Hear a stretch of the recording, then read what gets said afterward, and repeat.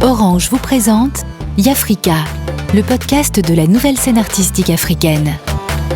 Réalisé par Dana Sayag.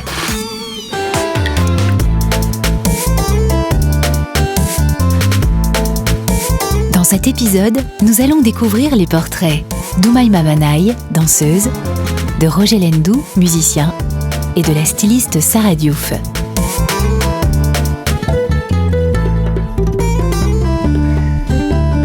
Partons en Tunisie, à la découverte de la danseuse et chorégraphe Oumaima Manaï, qui répète avec sa troupe dans une salle de spectacle. Je suis Oumaima Manaï, j'ai 30 ans. Je suis danseuse, chorégraphe, tunisienne. J'ai commencé très jeune la danse, à l'âge de 4 ans, pour le plaisir, pour avoir une activité les week-ends. Le déclic s'est fait parce qu'on est parti à l'âge de 12 ans, moi et mon frère, aux États-Unis, sur ce programme de formation de 2 mois, 3 mois à Bates College, à Boston. On a vu vraiment plein de trucs, des formations tous les jours. Je pense qu'on s'est projetés, c'est pour ça tous les deux on fait un métier de danseur et de chorégraphe.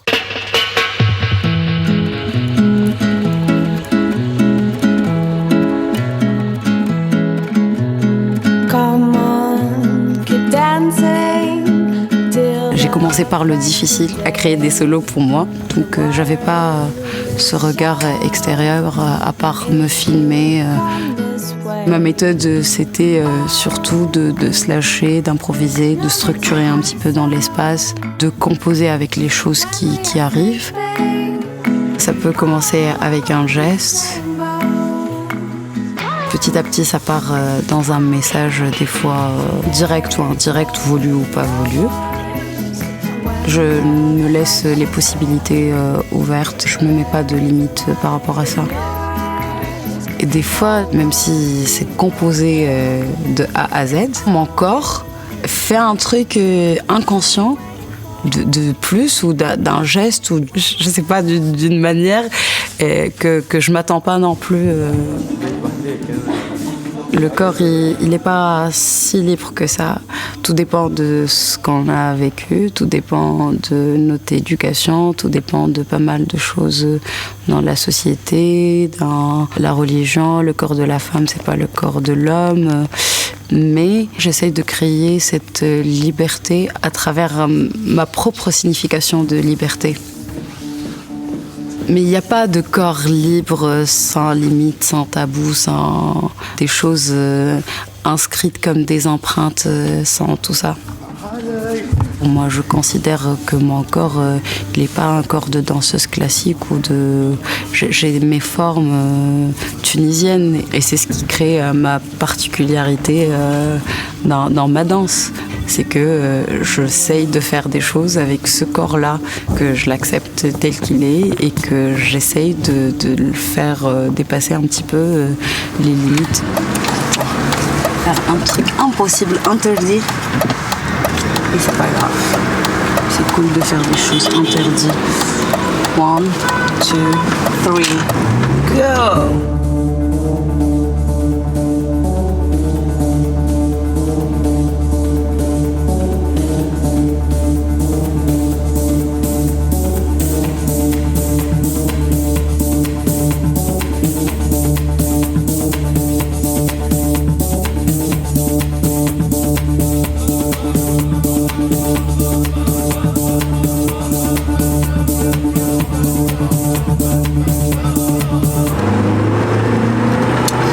Donc, on se disait,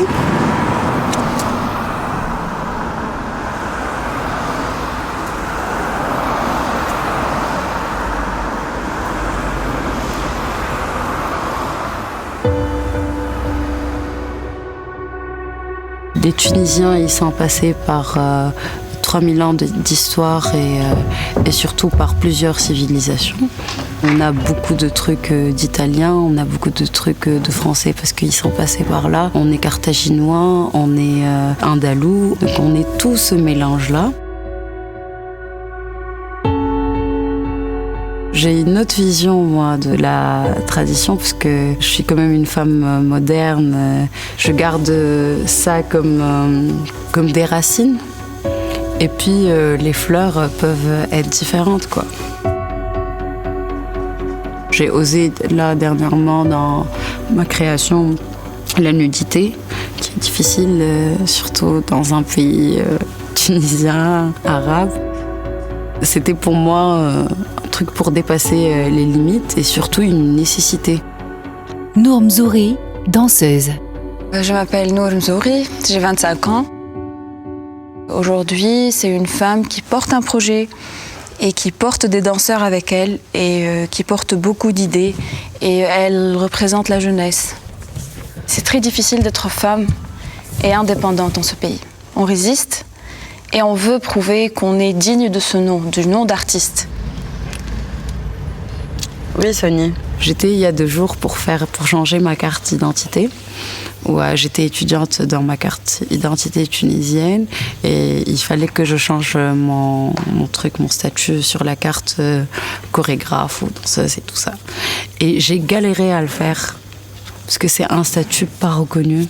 Même si tu leur ramènes tous les contrats du monde, la carte professionnelle de je sais pas quoi, donc c'était très drôle parce que ça a un lien aussi avec l'identité et ce que je veux être et ce que je suis, donc voilà.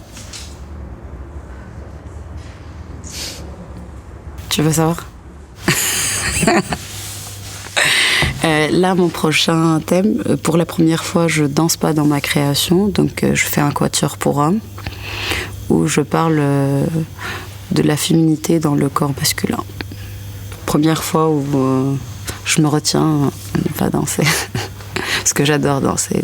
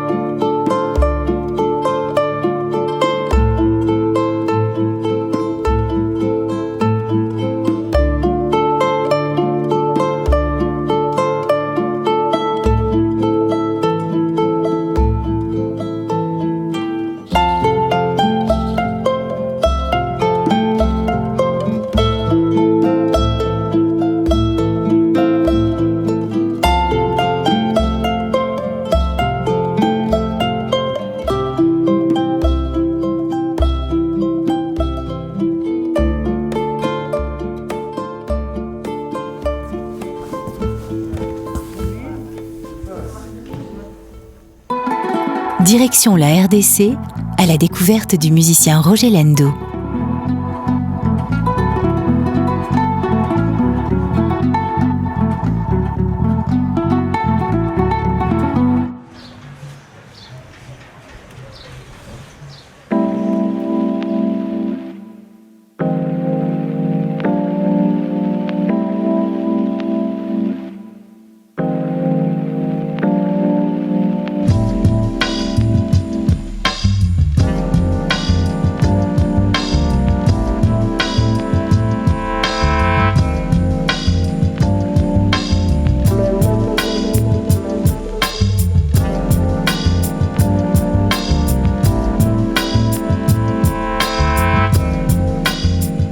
Moi, c'est Roger Lendo Satongué, je suis l'artiste musicien.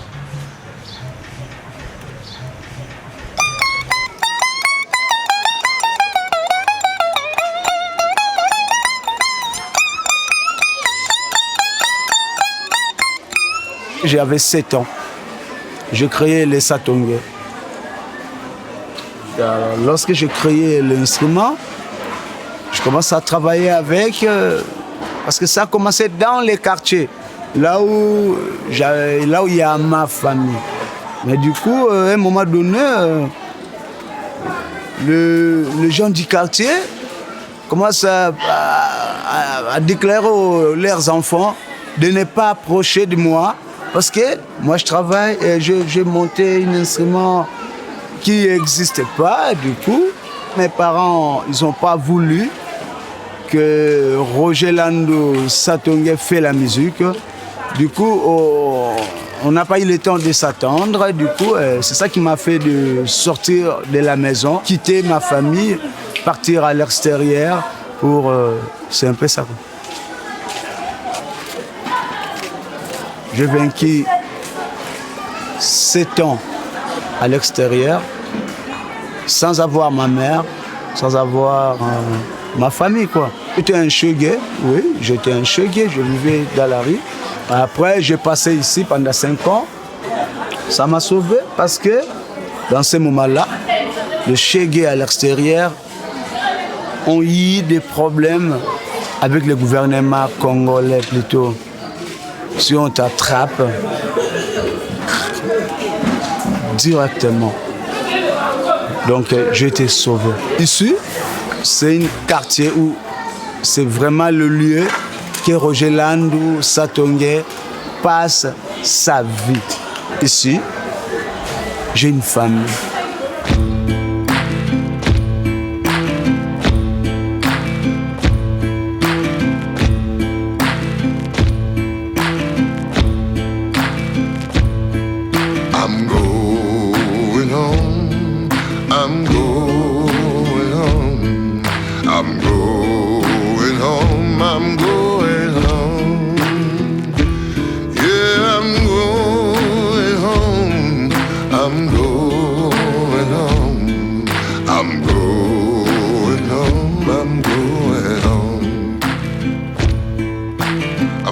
Inside of me speaks so strong. I've been away for far too long.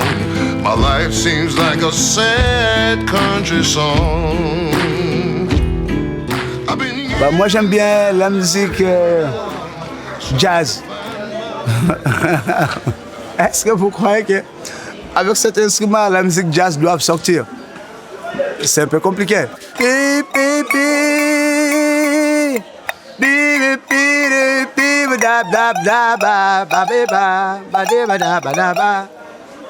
C'est un peu ça, quoi, mais bon, voilà.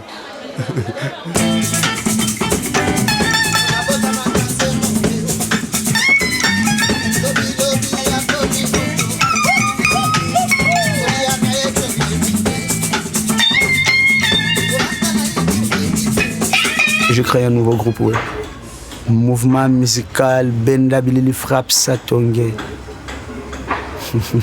Benda Bilili, ça veut dire voir au-delà des apparences. À Lingala, Mona Mosika ya Makambo. To Mosika elle est loko yoso komona. Tel que nous sommes ici, au lieu que je te regarde, mais je regarde plus loin que vous comme nous sommes maintenant. Moi, je travaille vraiment trop.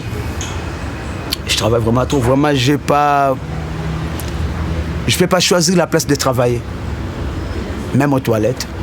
Lorsque je me mets calmement, s'il y a une inspiration qui arrive, je commence à chanter un petit peu.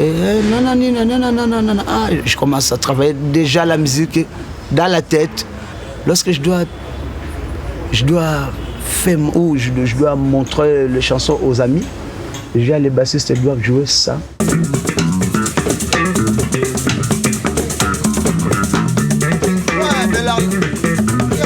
Et les solistes doivent jouer comme ça.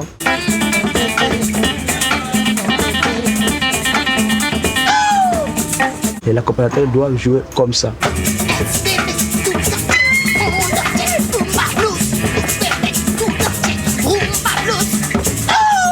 Satongué joue la guitare, des sons, machin. La batterie fait des bruits. Même si je dors, je suis en train de dormir, la batterie fait pas.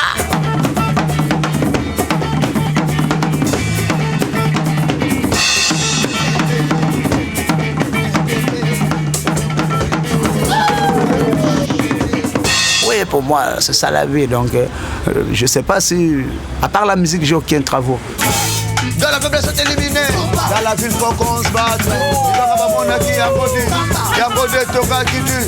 Papa qui a des responsabilités, sinon moi, on a la côté de Wati. Sera qu'il y a une ville, il tabola, boule, cause à la songa, la Wati. Sera la ligne à carton, tu as côté de Rosanga, la naïe, c'est qu'il y a tambola.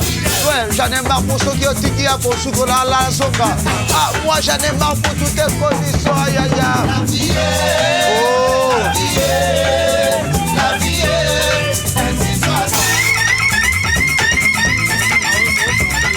Durant la répétition du groupe, le footballeur Blaise Matuidi, qui est le président d'honneur de l'association Les Tremplins Blaise Matuidi, vient rendre visite à Roger Lendou.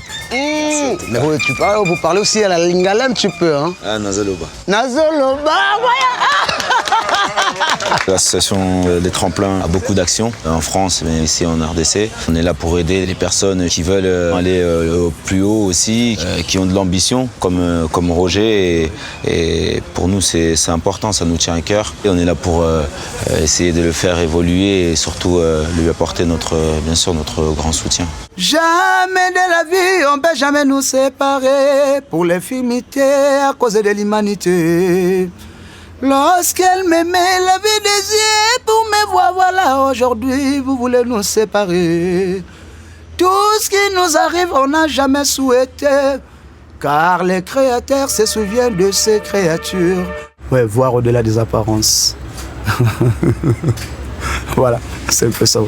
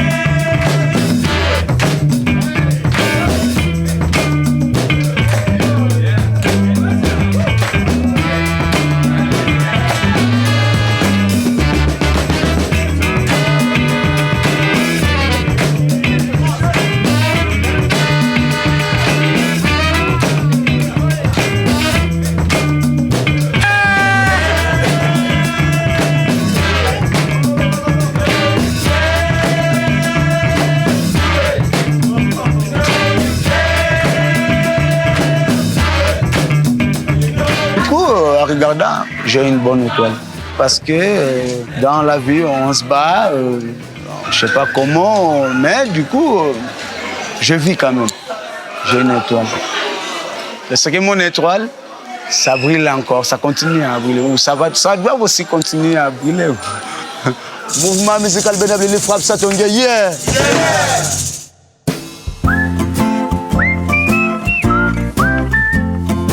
Nous prenons maintenant la route du Sénégal pour rencontrer la styliste Sarah Diouf.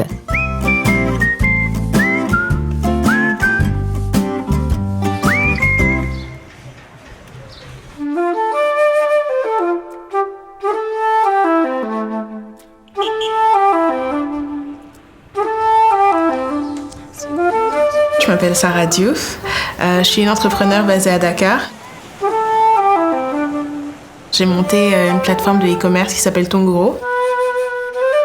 Tongoro, ça veut dire étoile dans la langue de ma mère, qui est le Sango, donc c'est la première langue de Centrafrique.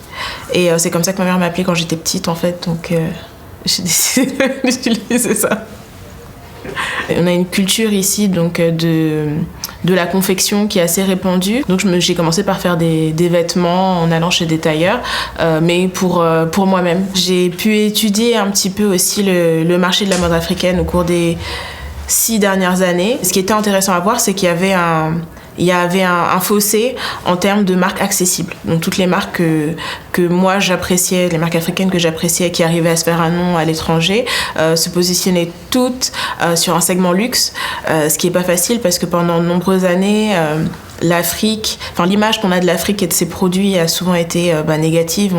On nous associe pas toujours au luxe et à quelque chose de qualitatif, et je voulais changer ça avec le projet avec Tungoro. Une chose en amenant une autre, j'ai commencé à faire donc des vêtements pour mes amis, pour mon entourage, et ça a commencé à prendre une ampleur. Je me suis dit ok, pourquoi ne pas transformer ça en un projet un peu plus tangible, en une marque. Donc j'ai commencé à rentrer à Dakar de manière encore plus régulière. Quand on dit rentrer, c'est que quand on est africain et qu'on vit en France, aux États-Unis, on fait partie de la diaspora, mais chez nous ça reste le continent, donc rentrer. Et puis surtout j'ai grandi en Afrique, donc j'ai grandi en Côte d'Ivoire. C'était important pour moi après mes études de me lancer à mon propre compte et surtout de faire quelque chose qui aurait de l'impact d'où je viens. Donc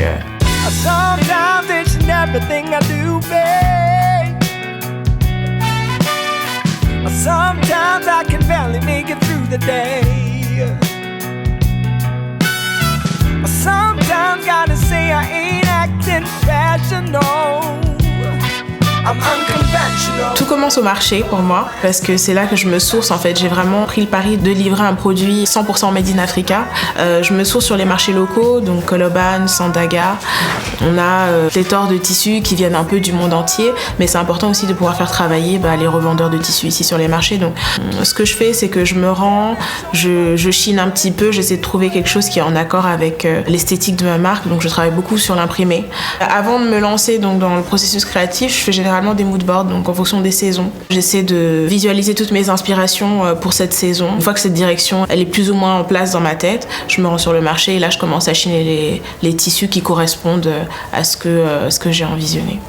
Je dirais qu'au début, ce qui a vraiment été difficile, c'est vraiment de m'asseoir et m'établir en tant que femme de moins de 30 ans dans un pays qui est majoritairement où on est sous un régime quand même pas mal patriarche et ça a été un peu difficile. Chaque obstacle que j'ai pu rencontrer, j'en ai tiré une leçon, j'en suis sortie un petit peu plus forte parce que du coup, quand on dit non, c'est un challenge et puis quand on revient et qu'on arrive à le faire, c'est un peu une tape dans le dos.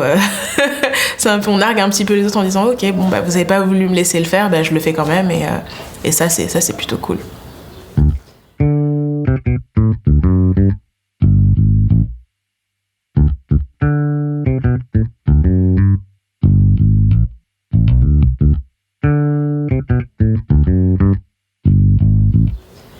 Déjà pour commencer, Dakar, le fait d'être ici, je pense qu'on est confronté tous les jours.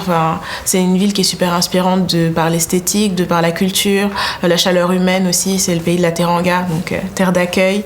La collection, je me rappelle de lancement de la marque, a été très inspirée par les danses sénégalaises comme le mbalar. Il y avait beaucoup de mouvements, beaucoup de volume aussi. On essaie de raconter aussi des histoires et c'est l'histoire de mon environnement, de la ville et puis du pays aussi.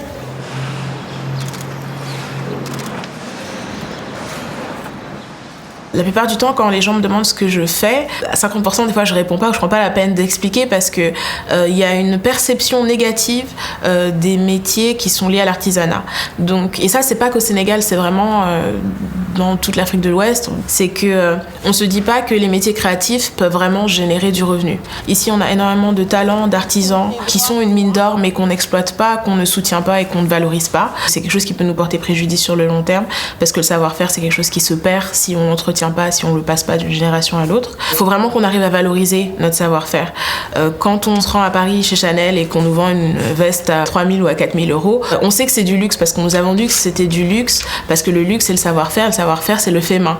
Et ici, on a tous ces artisans qui ne travaillent qu'avec leurs mains en fait. Et l'écueil que nous on rencontre, c'est qu'on n'arrive pas à le valoriser dans le sens où on n'arrive pas à le marketer, on n'arrive pas à raconter une histoire qui pourrait se vendre aussi bien que ce que les grandes maisons de couture nous vendent. Donc je pense que ça c'est le plus important et surtout structurer et former. Il y a certaines personnes qui naissent avec des compétences qui sont innées. Donc mon tailleur, il n'a jamais été en école de couture. C'est quelque chose qui lui a été transmis par son oncle, qui lui l'a appris de son grand-père. Jusqu'à ses 15 ans, je pense qu'il ne savait peut-être que coudre des vêtements traditionnels. Donc le fait d'être confronté aussi à quelque chose de différent, ça lui permet de s'améliorer et puis tout simplement de se former. Et je pense que la formation, c'est quelque chose d'hyper important et dans lequel on devrait vraiment investir. Babacar, avec qui je travaille depuis 3 ans.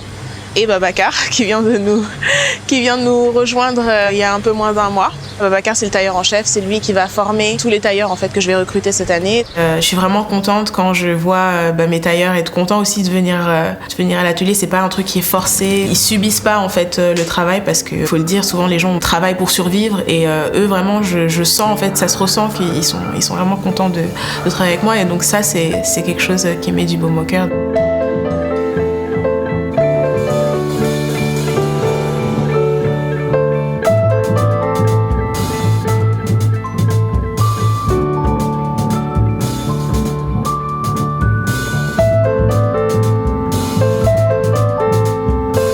Je rentre dans la 3e année d'activité de Tongoro. En termes d'objectifs, je suis plutôt contente parce qu'on les a tous atteints. Aujourd'hui, 60% de nos ventes viennent des États-Unis. C'est une marque aujourd'hui qui est vraiment internationale, donc ça c'est une fierté. Et puis c'est se dire vraiment qu'on a réussi le pari de franchir la frontière en fait. Aujourd'hui, grâce aux réseaux sociaux, je pense que déjà on véhicule une meilleure image de l'Afrique, une Afrique qui est jeune, dynamique, positive, qui entreprend. Voir d'autres Africains qui réussissent sur le continent et pas forcément se dire qu'ils ont besoin d'aller à l'étranger pour avoir une vie meilleure. Sur place, on a tout ce qu'il faut pour créer de nouveaux secteurs d'activité, pour créer de l'emploi, pour améliorer nos vies, pour faire encore de plus belles choses. Cut. Orange vous a présenté Yafrika, le podcast de la nouvelle scène artistique africaine.